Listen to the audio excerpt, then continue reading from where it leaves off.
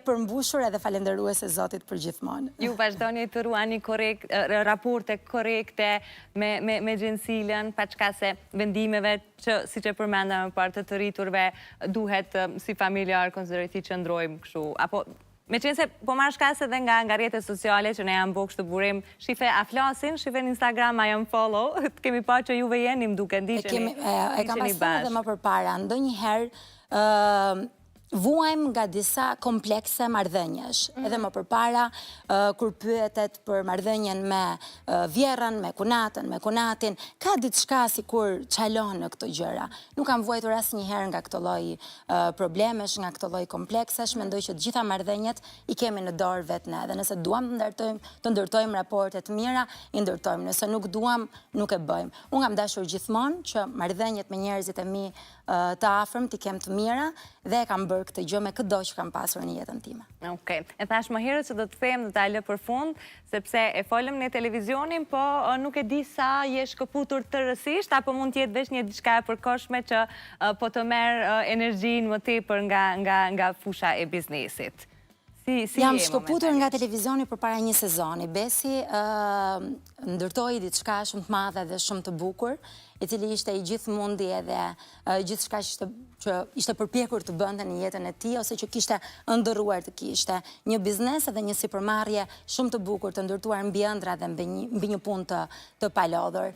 Në kohën kur unë mbylla sezonin e pasdites, Besi vendosi ta hapte biznesin e tij, burgerin, dhe kërkoi ndihmën time për t'i dhënë një dorë.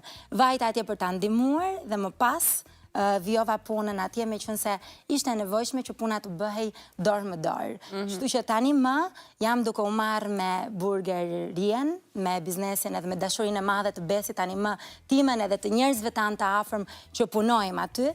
Besi ka një fat shumë të madh që gjërat e zemrës së tij i bën edhe i ndan edhe ka afër ti njerëz që e duan shumë edhe që bëhen copa shpërta, ashtu siç ai bëhet copa shpërta.